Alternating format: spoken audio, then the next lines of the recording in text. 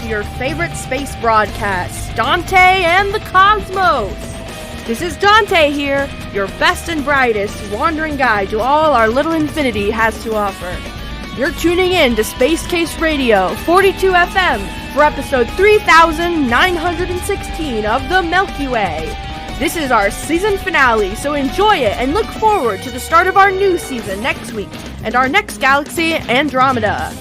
But enough about that. Our last little solar system is located in one of the farthest corners of the Milky Way, spinning around a star the local life call the Sun.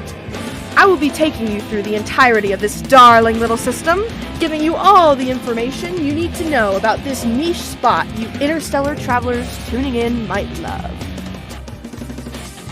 Why don't we start off with the biggest and brightest, eh? The shining standout that is the Sun. This is the only star in the solar system. One quite average compared to other stars, but a warm little fella nonetheless. He does have life in his solar system, which is more than we can say for some of the big guys. However, as a note to beginner space tourists, I wouldn't recommend getting close to any stars, big or small. They're really burned up about a lot of things, and their anger issues really tend to flare up in the heat of the moment.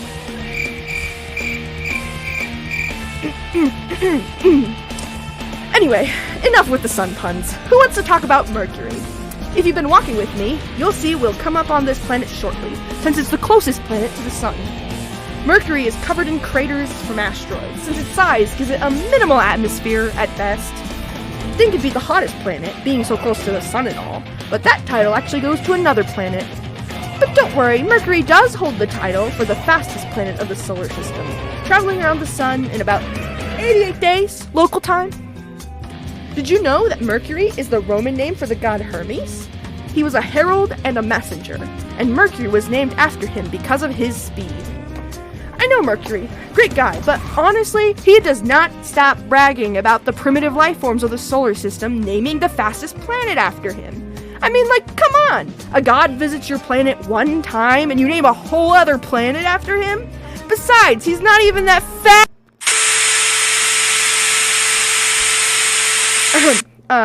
Sorry about that, folks. My sponsor threatened to back out if I got into a fight with another Greek god again. Moving on! If you look a little further, you'll see we're coming up on Venus. Venus is the second planet from the Sun, and holds the title as the hottest planet of the solar system. In more ways than one, too, since this planet was named after the goddess of love. This planet has a surface hot enough to melt lead, and its atmosphere is so thick, its only forecast is cloudy. This actually is part of the reason Venus is so hot. Its atmosphere acts as a greenhouse, trapping heat inside. Venus is also a hotspot for the localized primitive spacecraft, having been visited by their machinery upwards of 40 times. How adorable, am I right? Speaking of local primitives, we're headed to them next. We'll be coming up on Earth, the only planet with life in this solar system. Here in just a minute. In the meantime, allow me to tell you about all the brilliant things the local life forms have accomplished.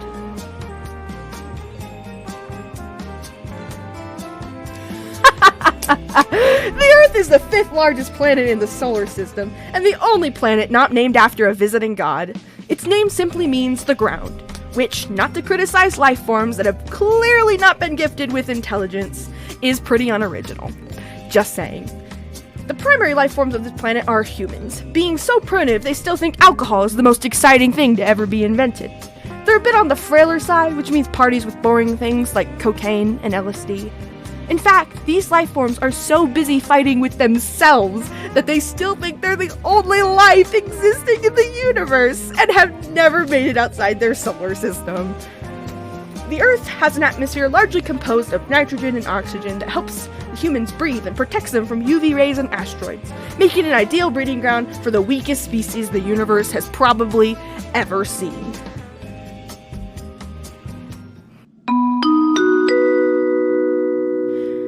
Hello, caller! How are we doing today?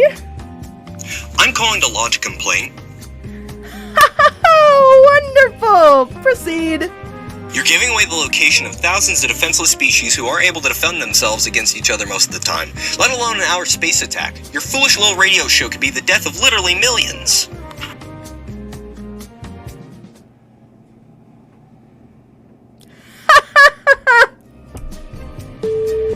So now that we've dealt with life in the solar system, let's move on to everyone's favorite chilly planet, Mars.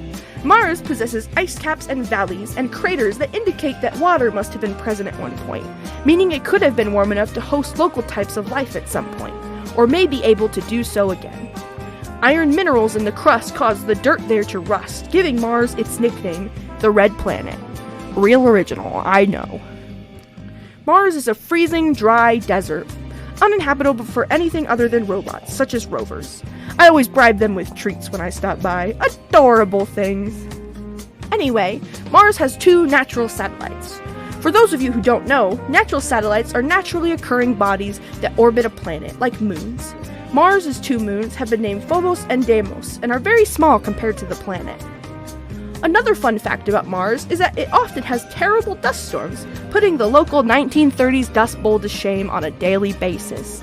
Look out for the winds, or you sure won't be in Kansas anymore.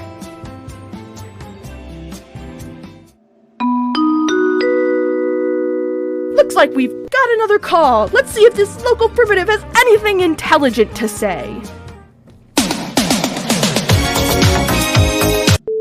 Well, if that wasn't the perfect representation of their capability, culture, and intelligence, I don't know what would be. Don't worry, folks, I'll keep the lines open for any type of calls we might get. Though you might not be able to see it, we're actually currently traveling through the solar system's asteroid belt.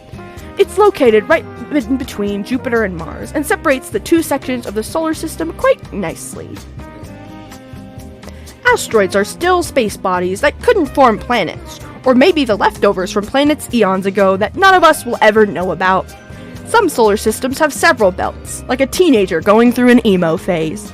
In this solar system alone, there's probably millions of asteroids floating around in a cute little belt-like shape. The next planet in our itinerary is a doozy, the biggest planet in the solar system. Everybody give it up for Jupiter! Woo! If you take a look at Jupiter from afar, you'll see colorful stripes and swirls all over its surface. These are actually massive, windy clouds full of ammonia and water. Jupiter's atmosphere is made of largely hydrogen and helium, which adds to the somewhat unlivable atmosphere for most life forms. Jupiter is named after a Roman god, although most people know him by his Greek name, Zeus. Much like what Zeus is known for, Jupiter is covered with constant storms, including its famous Great Red Spot, which is a storm the size of the Earth that has been raging for hundreds of years. Talk about holding a grudge, am I right? Did you know that Jupiter actually has rings? They are so thin and faint they are almost impossible to spot, especially in comparison to other planets like Saturn. One thing Jupiter certainly doesn't lack is moons, hosting 79 different moons orbiting this massive gas giant. Each moon tells its own unique story, featuring its own volcanoes, oceans, canyons, geysers, and more. Well, folks, while we are traveling several times the speed of light, it'll still take us a while to reach our next destination. So, I'll take some calls from the local systems. Feel free to dial and offer commentary or questions. Again, that's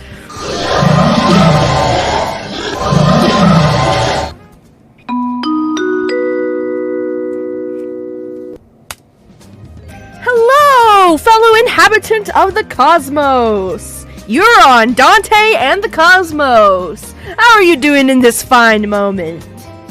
Don't you mean this fine day? What a planetary mindset. Time is irrelevant in the grand scheme of the universe. That question tells me you must either be a space giant, a sentient mattress, or a human. Care to share which one you identify as? How dare you? I ought to march right to your radio station and make you pay, you good-for-nothing son of a... Let's take the next caller. Hello, hello, fellow inhabitant of the cosmos. Welcome to Dante and the Cosmos. Hello. Thank you. It's an honor to be on the call with you. I've been a huge fan of your show since season 415. Thank you. So, what questions can I answer for you today? So, how did you decide to do this in the first place?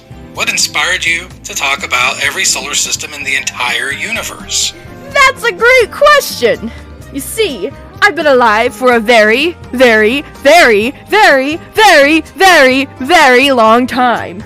And after a few thousand centuries, one starts to get bored of your everyday things like partying, reenacting popular space movies, blowing up fully populated planets. You know, the usual stuff. So I started to think, is everything pointless? Does time matter? Do I matter? And the answer to those questions was yes, no, and no. Very depressing stuff, really. That was about the time I got a lava-transmitted disease, too, so honestly, just my lowest point. So I thought, what could I do that would make me busy and relevant forever? And then I wondered, has anyone ever seen every solar system in the universe? And it turned out no one had! So, I decided to visit every single planet, in every single solar system, in every single galaxy, in the entire universe. And what better way to document it all than to hold a radio podcast where other people can tune in and hear all about the niche little vacation spots, body dumping grounds, genocide opportunities, and more. Wow, that's amazing. If I wanted to go back and listen to your earlier episodes, how long do you think it would take me to catch up?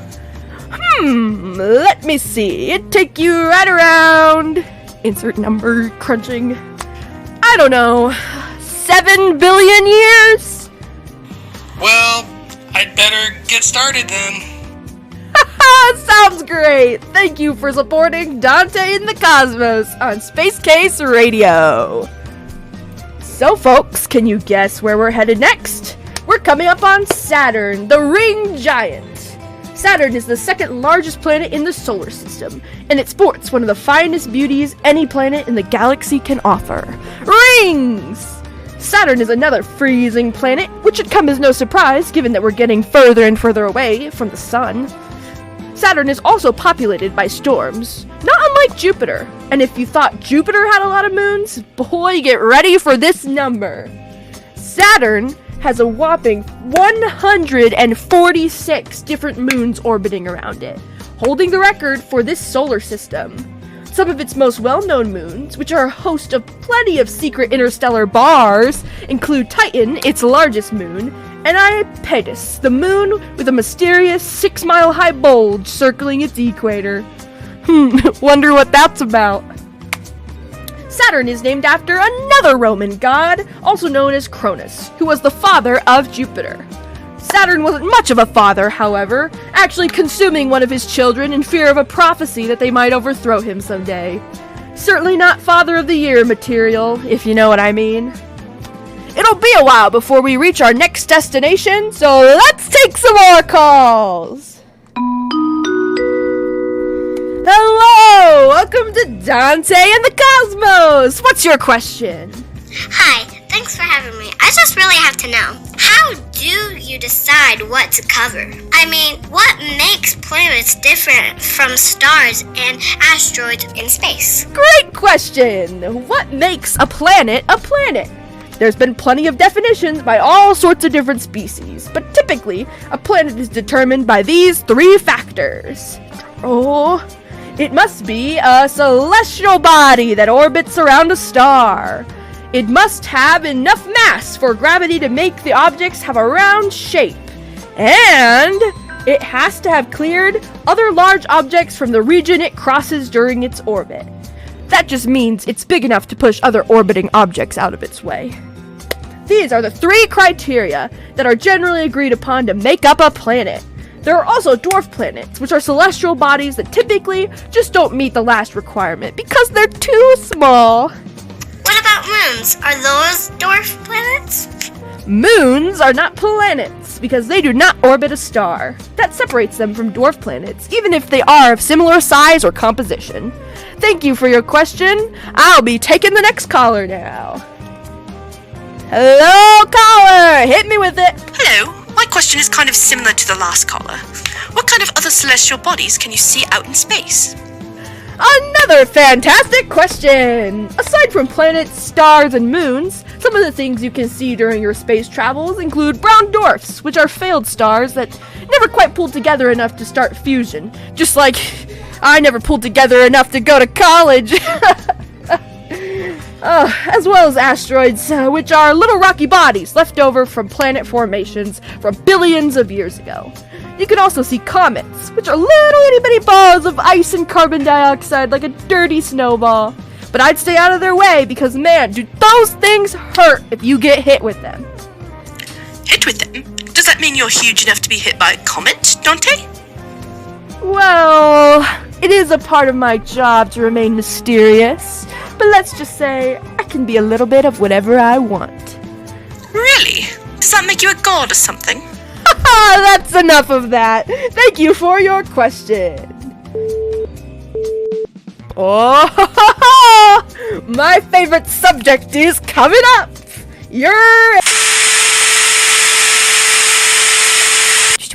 What do you mean? Come on. You seriously you can't do this to me. What? Fine. You mean I'm seriously not allowed to make any butt jokes? Seriously? You've got to be kidding me. No, I get it. Yes, I remember last time. Alright, whatever. Fine. So, Uranus is the 7th planet from the sun, named after the Greek god of the sky, who also happens to be the father of Saturn. What makes Uranus unique is that it rotates on a nearly 90-degree angle from the plane of its orbit, making it appear to rotate sideways, from a planetary point of view.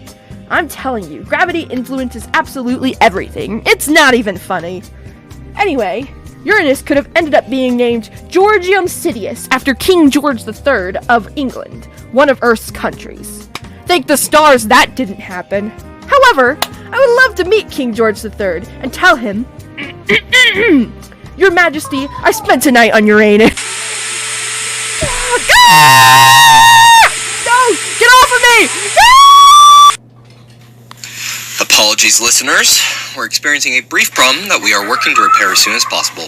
During this brief intermission, please enjoy the soothing space elevator music, and we'll be back in just a minute.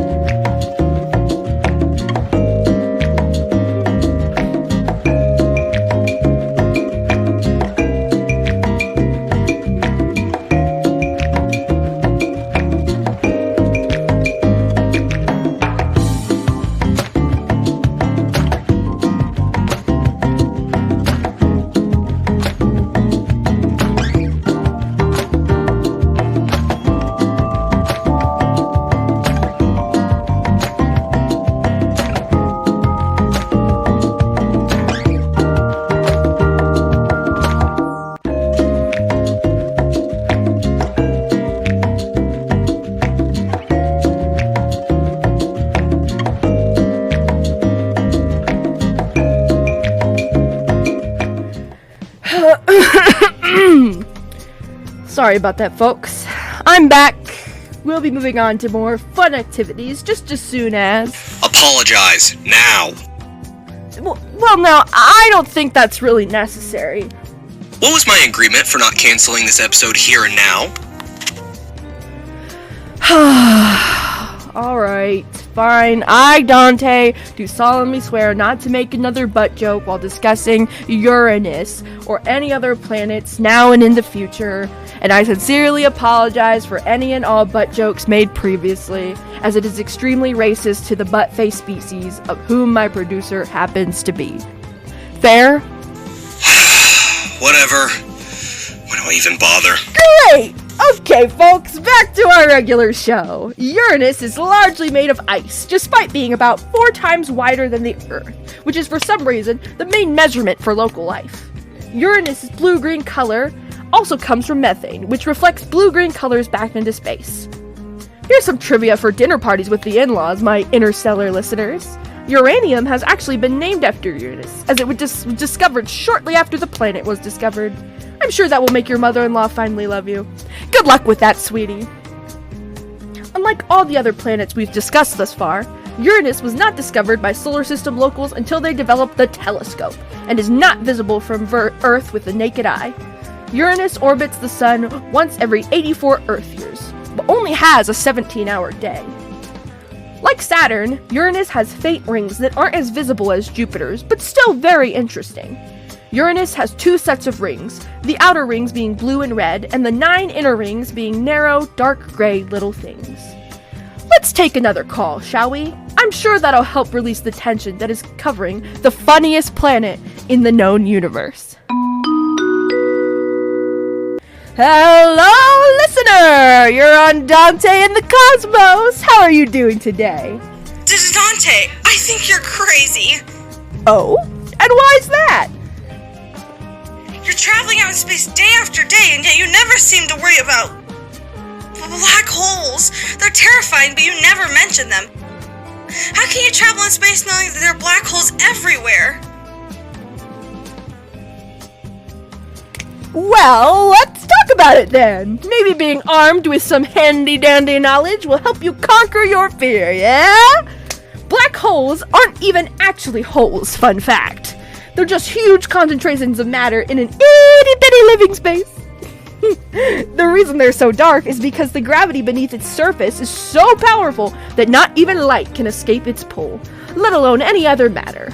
Spaghettification is the genuine term for what happens to any matter that gets too close to a black hole, as it is squeezed and stretched in a way that resembles a noodle. Black holes come in all shapes and sizes, and are a lot more common than you think. In fact, most galaxies the size of the Milky Way have a black hole in their center.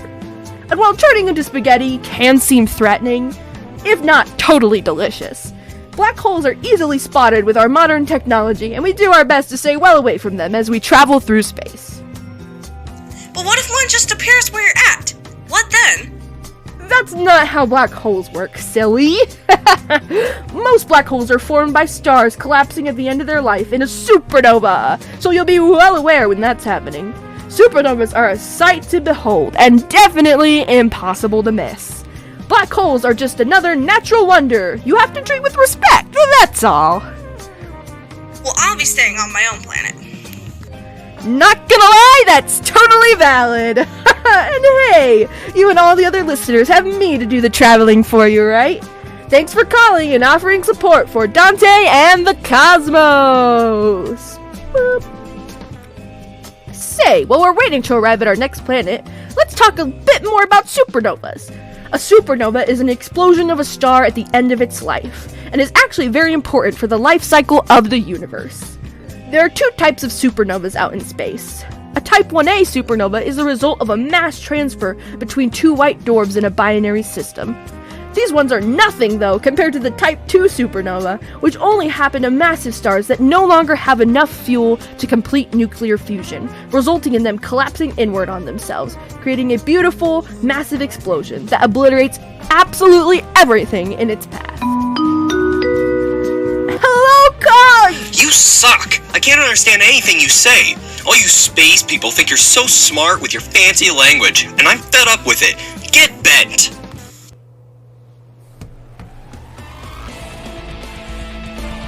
Oh, I'm sorry. I didn't realize I needed to speak moron for all the lesser life forms tuning into this channel. Supernovas come from stars doing the same thing you do every other Tuesday, Karen. You don't get your coffee and run out of fuel to burn halfway into the day, which makes you blow up at the Chick-fil-A employees when they forget to say my pleasure. Your screaming destroys the positive vibes for every living creature in a 12-mile radius. And that is a supernova. Can we do anything about this? Okay. Also, I tracked your call and know exactly where you are and are currently sending a neutrino bomb to destroy your entire planet. Enjoy being responsible for the fall of your entire kind's existence. Before we get to our next planet, shall we talk about neutrinos? Neutrinos are tiny subatomic particles, often labeled as ghost particles, because they hardly interact with anything. The local life forms only confirmed their existence around 60 Earth years ago, which is just adorable. But I'm sure you're asking, Dante, how do you make a bomb out of ghost particles? Well, I can't exactly tell you, because I don't build them. But like nuclear bombs, they are absolutely devastating, and can easily take out entire solar systems. And speaking of bombs, I'd like any future haters thinking of calling in to know that I have around, 1,000 of them. I've been alive long enough to have plenty of money for these sorts of things. So call, if you want. I dare you.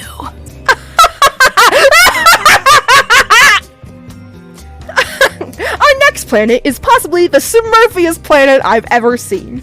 That reference is for you, solar system locals. Neptune is the most distant planet from the sun, and probably the bluest thing I've ever seen. Neptune is dark, cold, and full of icy storms, and its winds can hit up to 1,200 miles per hour. Neptune also has a lot of methane, making it even more blue than Uranus. Neptune is named after the Roman god of the sea, which you might know by his Greek name, Poseidon. Neptune wasn't officially discovered until the invention of the telescope, but it was mathematically calculated by Urbain Le Verrier, which led to its discovery by Johann Galle in 1846.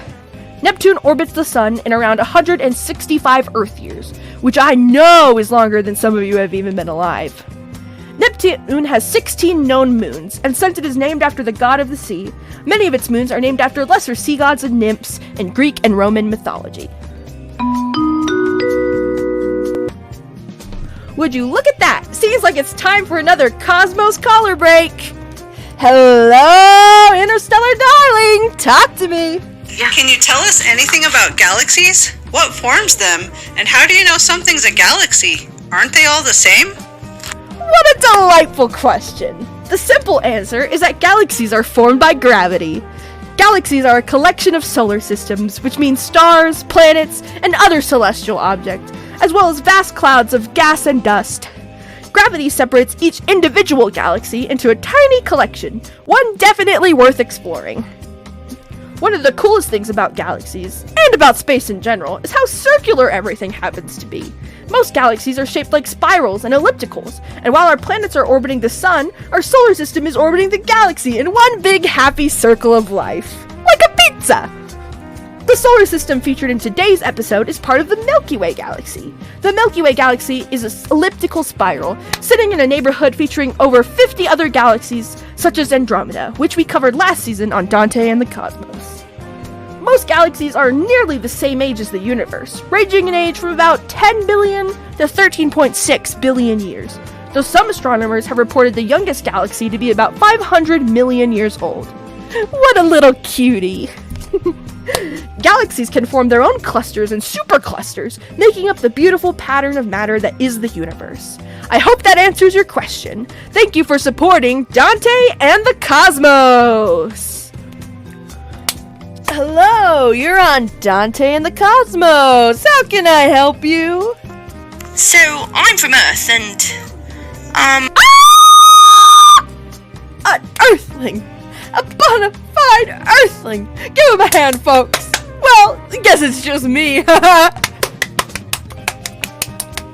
Thanks? Anyway, this isn't even the first time I've caught your signal. I heard one of your other episodes from the Cartwheel Galaxy. Well, that's kind of impressive. For an Earthling. How can I help you? Calling to stop me from insulting your kind? No, it's justified. I just want to hear you talk about light. What are light years? Are they time or distance? How do they help us figure out the age of certain stars? Certainly! Light years are technically a measurement of distance and time. A light year is how long light travels in an Earth year, so 365 24-hour days. Light travels at around 300,000 kilometers per second, or 186,000 miles per second if that makes it easier. So in order to determine your distance for each light year, we just multiply that number by the number of seconds in an Earth year. I'll let you do the math for that on your own. But let's just say, it's a pretty big number. But how does that play into distance? What does it mean for something to be, say, 12 light years away? Simple! For something to be 12 light years away, that means it would take light 12 years to reach you from that distance. It's hard to fathom the distance as a mere mortal, but think of it this way. The closest star to Earth besides the Sun is Proxima Centauri. Stars, I love that solar system. hottest bipeds in the universe, best drinks. Such a great place. Anyway, this star is around 4.3 light years away from you.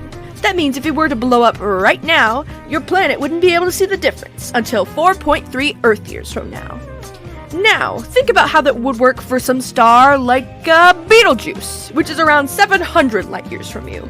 The star could have blown up 100 years ago, and your little planet would still be waiting another 600 years to see any change at all. Light may seem fast, but it still takes a long time to get from place to place in the galaxy. Wow, thanks. That really cleared up. Which is why we partnered with Beyond Light Travel, the designers of the fastest spaceships in the universe. With a Beyond Light ship, you can travel 5 times the speed of light, arriving at your destination 5 times as quickly. If you're interested, feel free to call 800-BEYOND and use the code Dante to get 20% off your first Beyond Light Beginner's Interstellar Space Bed. That's 800-BEYOND with code Dante for 20% off. Seriously? This was all just an ad? Well, yes! Thank you for calling! Hope you can catch my show again sometime, little earthling!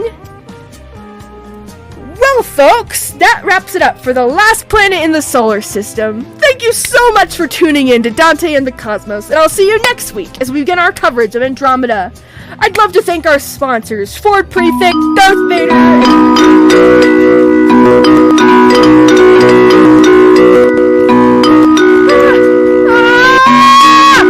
Oh my god! Yikes! One at a time, please. One at a time. What is the matter with you all? Beep. Dante, you forgot about Pluto! Pluto is the last planet of the solar system! Pluto is a dwarf planet, not a real planet. If I covered dwarf planets, we'd have another billion years worth of episodes. I'm not making an exception just because the locals didn't realize a dwarf planet when they were looking at one. You can't do this! This is discrimination and harassment against dwarves, earthlings, and plutonians everywhere! We demand you cover Pluto! You can't make me! Pluto! Pluto! Pluto! Pluto! Pluto! I will not be peer pressured. Once again, I'd like to thank our sponsors.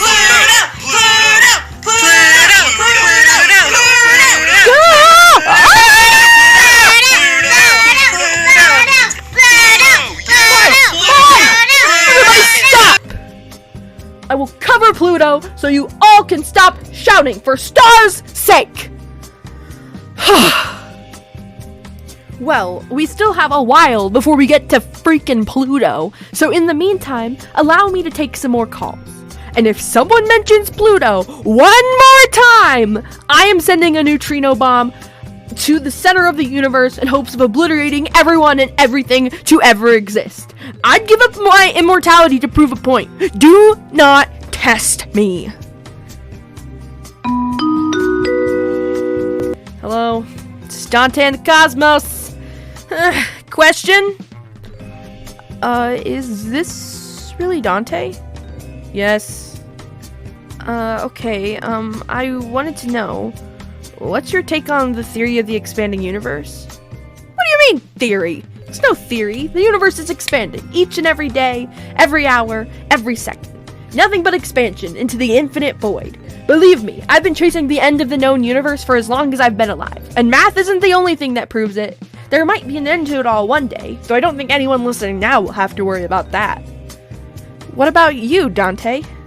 Maybe. Who can say? I haven't died yet, so I guess we'll cross that bridge when we come to it, won't we? Thank you for your question. I believe I'm getting a little bit of my pizzazz back now. Let me talk about some absolutely crazy theories people have about our existence. I mean, for one, we could be products of some delusional schizophrenic mind. I mean, if you do the math, the possibility of us all existing compared to the infinite universe can pretty much be rounded to 0. So perhaps we're all just little figments of imagination in the mind of a lunatic. Or a dream, or a simulation, as told in many popular movies all over the universe. There's really just no telling, is there? All we can do is plunge forward into discoveries. What about God? Do you think he's the creator of the universe? Well, I've met plenty of gods in my day, and they're not really as powerful as they like you to think. They're lying to you, and maybe to themselves too. After all, we all like to feel like we're in charge of the universe, don't we? But in the end, we all must realize that we are the vessel in which the universe tells its story. And the best thing you can do for yourself? don't resist. Let it tell the story it's been telling since the dawn of time. Are you speaking from experience, Dante? Maybe. Maybe not! That's the fun thing about me. Even I'm not sure when I'm serious. Thank you for your support, caller. Beep. We're getting far enough away that I'm losing my signal for calls, so why don't we talk about time travel? Is it possible? How? Time is just a concept, isn't it? Think again, listeners. Time travel is indeed possible, and with it, immortality for those not born with such a curse, who are foolish enough to want it. Strangely, some of the local life forms have actually managed to speculate about this, though if they will be listened to is anyone's guess. I surely hope not. Immortality is not something meant for creatures so simple. It does bad things to their minds. Time travel to the past is impossible. Too many feedback loops and paradoxes. Man, I wish I could go back in time. I'd go back to my teenage years and shoot myself in the foot. That guy was an idiot, chasing things he didn't understand. But the past will remain forever unreachable and unchanged. Time travel to the future is where things get interesting. It all relies on one very curious rule of the universe. Time slows down when you reach the speed of light. The speed of light is the cosmic speed limit, meaning nothing can go faster than the 186,000 miles a second that light travels. When anything begins to reach the limit, the universe has a natural protection protocol, slowing down time just enough that breaking the speed is never achievable. This means by traveling consistently near the speed of light, you are traveling through time into the future. Eventually, you get to the point where one day, at that speed, it's equal to an entire year on Earth. Spend a year at that speed, and you'll return to a planet 365 years in the future, though you yourself are only a year older. Everyone you love, gone. Your planet destroyed. Everything forever changed, leaving a 17-year-old boy alone in the entire universe, cursed with an immortality he didn't understand when he was starting to search for it. Cursed to wander alone. Always. Yeah, I need a break. Sorry about that, folks. Looks like we need a technical break. We'll be back in just a minute for the episode finale. Okay, cut please. Thank you.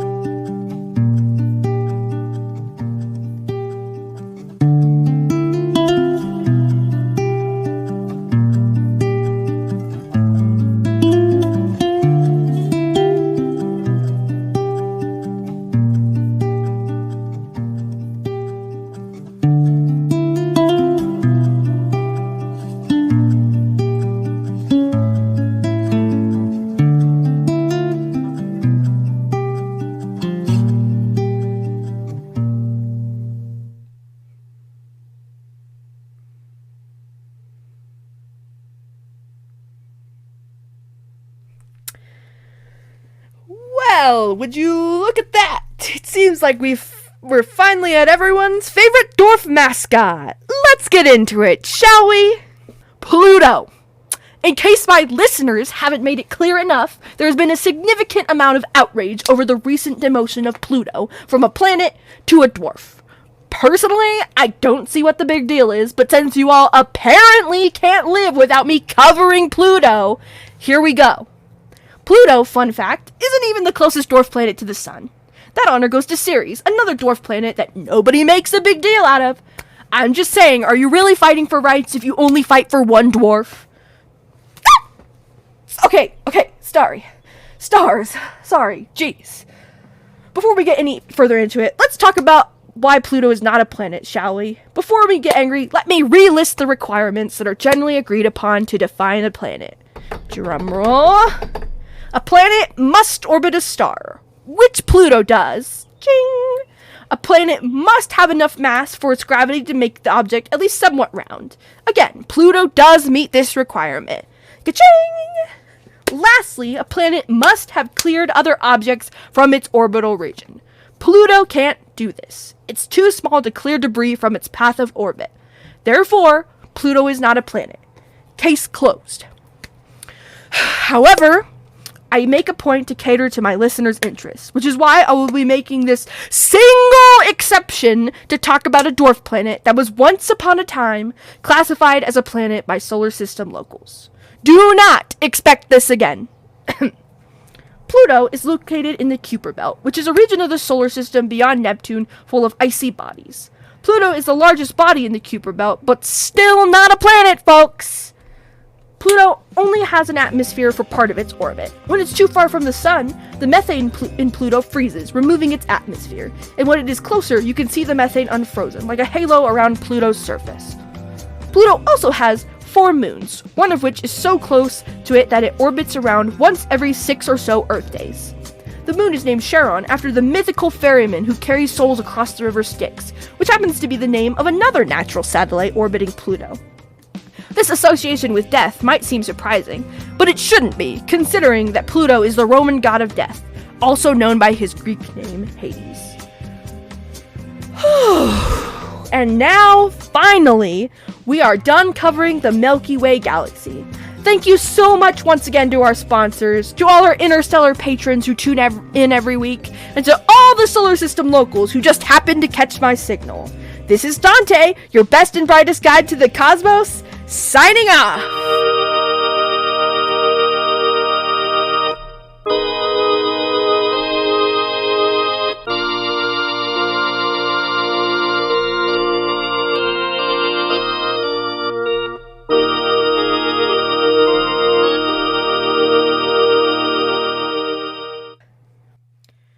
Hey, I'm Ayla Fallen, creator of the fiction podcast you're listening to right now, Dante and the Cosmos.